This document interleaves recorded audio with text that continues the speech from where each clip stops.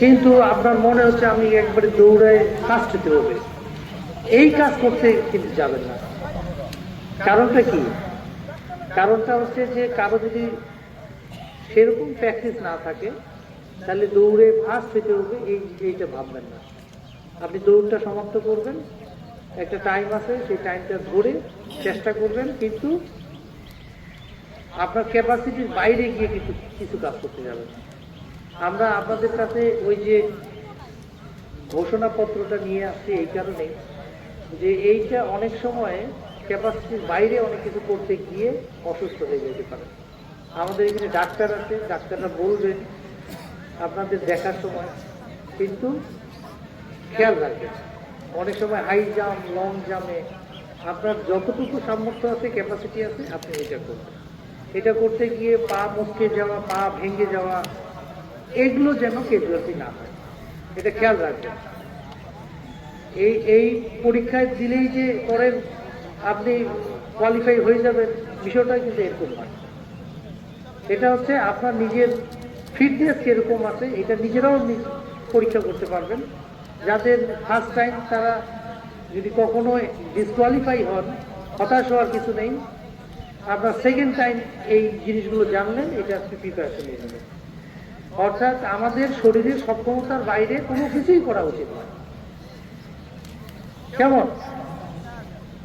আর আজকে থেকে কিন্তু দেখেন কালকে যে বিশৃঙ্খলা আর আজকের শৃঙ্খলা পার্থক্য আছে না? আজকে আমরা সবাই খুব সুশৃঙ্খল হিসেবে আসছি না? ভালো লাগতেছে না? গুড। ঠিক একই ভাবে আমাদের আজকেও কিন্তু ইভেন্টটা বাই সিরিয়ালি যাবে, এবং একটা আপনারা কিভাবে এটা সিকোয়েন্সটা মেনটেন হবে, আমাদের ইনস্ট্রাক্টর যারা আছেন, সিনিয়র পুলিশ কর্মকর্তা যারা আছেন, তারা কিন্তু আপনাদেরকে বলে দিবেন যে এরপরে আপনারা কিভাবে একটা ইভেন্ট শেষ হওয়ার সাথে সাথে আবার সুন্দর করে যাবেন। এবং খেয়াল রাখবেন যারা কোনো কারণে যদি ডিসকোয়ালিফাই হন, হ্যাঁ, তাহলে কখনোই আরেকজনের যে যারা কোয়ালিফাই তাদের সাথে মিশিয়ে যাওয়ার চেষ্টা করবেন না।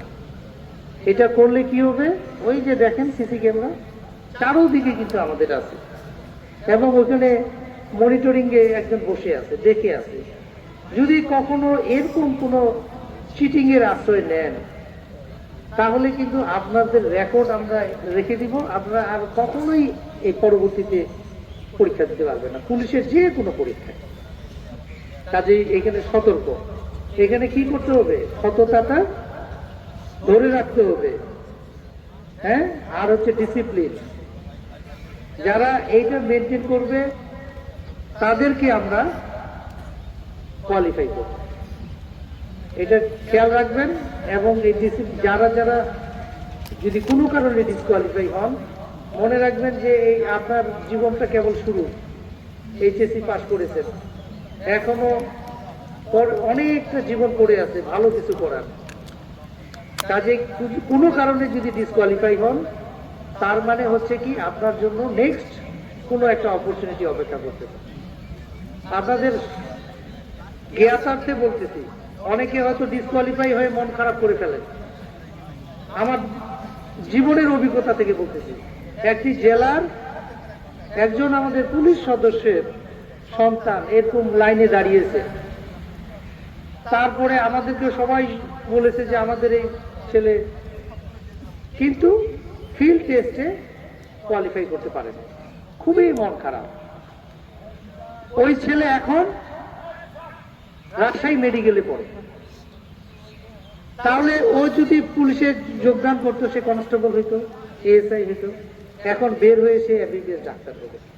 তার জন্য দেখি ভালো হয়েছে না খারাপ হয়েছে? ভালো হয়েছে। কাজেই ডিসকোয়ালিফাই হওয়া মানে অর্থ এই না যে আমাদের জীবন শেষ। ডিসকোয়ালিফাই হলেও অনেক সময় এর চেয়ে ভালো কিছু সুযোগ আমাদের জন্য অপেক্ষা করতেছে। কোনোটাকেই নেগেটিভ ভাবে নেবেন না, অসুবিধা নেই। কেমন? একবার হয় নাই, পরের বার দেখবো, অন্য ভালো কিছু দেখবো। এবং যারা চেষ্টা করবে, সততা থাকবে এবং হার্ড ওয়ার্কিং, তারা জীবনে সাকসেস হবেই। তো তো আমরা আজকে আবার সুন্দর করে, আজকে কিন্তু গতকালকের চাইতে আজকে আমরা ভালো মতো দেখবো কত সুন্দরভাবে ডিসিপ্লিন হয়েছে আমরা সুন্দরভাবে ইভেন্টগুলো শেষ করব। এবং এটা সবাই যদি সুন্দরভাবে সুশৃঙ্খল থাকেন, আজকে আশা করতেছি যে কালকের চাইতে আরো 1 ঘন্টা আগে আমরা শেষ করতে আসবো। 1 ঘন্টা আগে শেষ করলে ভালো হবে না? তো ঠিক আছে, ধন্যবাদ। আমরা শেষ করলে বাড়িতে গিয়ে সুন্দর আমরা লাঞ্চটা করতে পারবো সবাই। তো সবার জন্য শুভকামনা। সবাই কি অস্থির হয়ে কাজ করবেন না, শান্তভাবে যার যতটুকু ক্যাপাসিটি আছে সেইভাবে কাজ করবেন। ইনশাআল্লাহ আমরা সবার জন্য দোয়া করি, সবাই সফল হন। ধন্যবাদ সবাইকে।